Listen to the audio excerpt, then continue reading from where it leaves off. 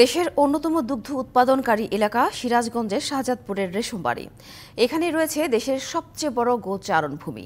এখানকার গবাদি পশুকে সারা বছরই কাঁচা ঘাস খাওয়ানো হলেও বর্ষা এলে দুশ্চিন্তায় পড়তে হয় খামারিদের, কারণ পানিতে তলে যায় পুরো চারণভূমি। ফলে পশুদের শুকনো খাবার খাওয়াতে হয় খামারিদের, সেই সাথে দেখা দেয় বিভিন্ন রোগবালাই।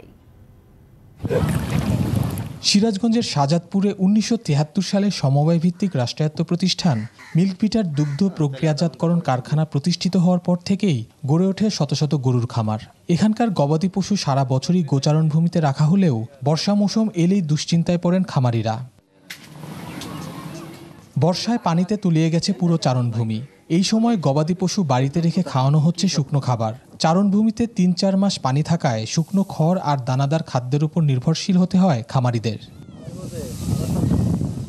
একদিকে শুকনো খাবার খাওয়ানোর কারণে দুধের উৎপাদন কমে গেছে, অন্যদিকে দানাদার গোখাদ্যের দাম দফায় দফায় বৃদ্ধিতে বিপাকে খামারিরা। খামারের সংখ্যা কমে গেছে।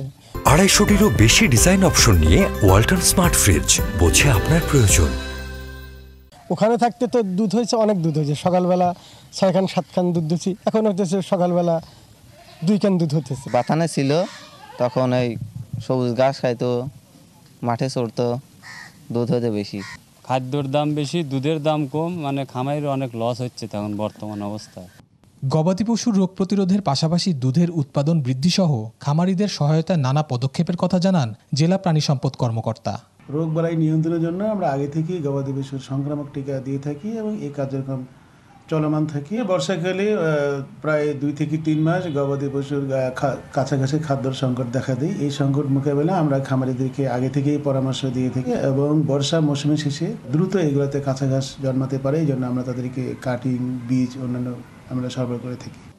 জেলা প্রাণী সম্পদ কার্যালয়ের তথ্যমতে শাহজাদপুরের দুগ্ধজাত গাভী রয়েছে প্রায় 2 লাখ। প্রতিদিন দুধের উৎপাদন হয় প্রায় 5 লাখ লিটার, যার বাজার মূল্য প্রায় 3 কোটি টাকা।